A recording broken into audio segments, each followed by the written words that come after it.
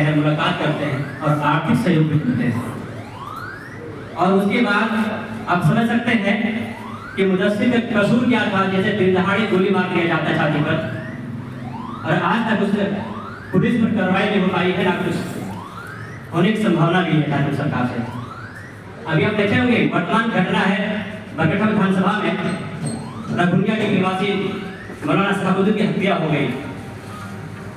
वहां का एमएलए, पूर्व एमएलए, जिसे हमारे लोगों ने, दलित मुस्लिम आदिवासी ने जो वोट किया, एकमुश्त वोट किया, क्या उस परिवार के परिवार के टेबल पर खड़ा हुआ? क्या उनके हक अधिकार के लिए आगे आए? नहीं आए। उसके पहले बरही देखिए, बरही में हत्या हुई थी, इंजीनियर साहबान की हत्या हुई थी, मारने वाला by name by face by address clear था। क्या कुछ कार्रवाई हो पाई? क्या उसके परिवार को मुआवजा मिला? जबकि इंजीनियर जो बगल में प्लांट था, एचपीसी कंपनी, उस कंपनी में काम कर रहा था, 40,000 सैलरी था।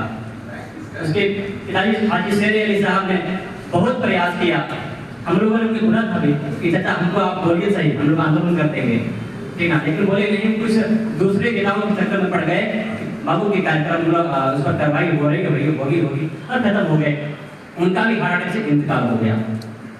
लेकिन दुर्भाग्य है बरही में, बरकठा में, कि जिन्हें हमें बोरा भर भर के वोट मारते हैं ईवीएम में, लेकिन वो विधायक हमारे, जब हमारे पर जुल्म होता है, अत्याचार होता है, तो हमारे लिए हावी होता है। रघुनिया जी में जो हत्या हुई, उसका जो मेडिकल रिपोर्ट आया कि माथा में हार्ड चोट है। तो हार्ड चोट तो जैसा कि उसका जो पीड़ित परिवार जो क्या नाम था उसका, मैं भूल रहा हूँ, जो लिखी थी कि बैट से और विकेट से मारा गया है। तो बैट और विकेट से मारने से क्या हार्ट चोट नहीं माथे पर? तो ये जो मेडिकल रिपोर्ट था कि हार्ट चोट था, तो पुलिस ने इसको एक्सीडेंटल करके टाल दिया। और यहाँ तक कि जिस दिन एफआईआर हो रही थी, जिस दिन उनका हत्या हुई थी, जब हम लोग उसके थाना जब पहुंचे हुए थे, तो एफआईआर करने के लिए लोग डर रहा था। उनके इतना धमका दिया गया था, उनका पाला बेटा, जो बड़ा बेटा परवेज को, कि लोग एफआईआर करने डर रहे थे, हम नहीं करेंगे। बहुत समझाने के बाद दूसरे दिन एफआईआर दर्ज किया गया।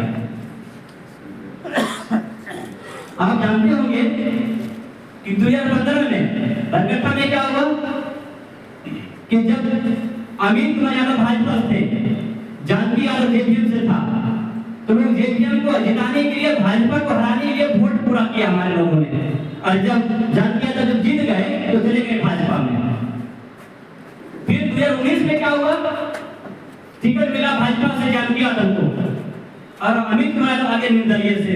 और फिर क्या किया हमारे लोगों ने कि अगर निर्दलीय को जिताओ और भाजपा को हराओ, और अब अमित कुमार यादव को जिता दिया पूरा बहुमत से, निर्दलीय से। हमारा कहना है कि भाजपा को हराने का जिम्मा सिर्फ हमारे ऊपर है क्या? वही चाचा वही भतीजा है, हम लोग वोट करते हैं, वही हाथ वही में है, वही अकेला यादव, वही मनोज यादव है, वही बीजेपी है, वही कांग्रेस है। जब हमारे पर हत्या होता है, हमारे लोगों के जुल्म होता है, तो वही एमएलए लोग क्या हमारे लिए फर्क पड़ाते हैं? बरही में रुपेश पांडे हत्याकांड हुई, मारने वाला अभी तक क्लियर नहीं हुआ कौन है, नहीं है, जांच चल रही है। लेकिन उसके परिवार वालों को, उनकी मां को सरकार ने, हेमंत सरकार ने एक नौकरी दिया है अंचल ऑफिसर बरही में, उसकी मां कार्यरत है, और हेमंत सोरेन ने 5 लाख का चेक भी दिया था उन्हें। लेकिन जब दलित मारा जाता है, मुसलमान मारा जाता है, तो क्या हेमंत सोरेन कभी मुंह खोले? क्या आपने जुबान खोला?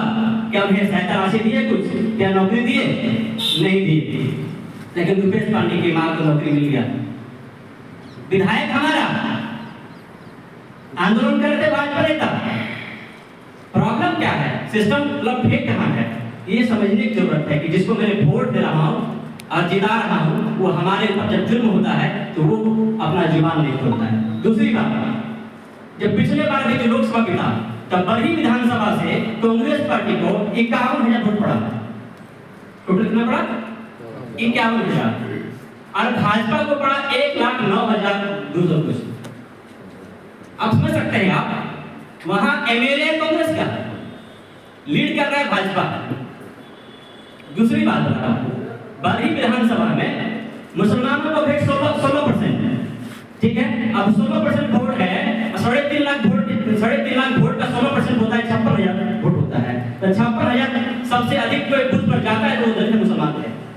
तो जाहिर सी बात है कि 56,000 में से 40,000 वोट तो मुसलमानों की, और 51% मिला है, उसमें दलित का होगा।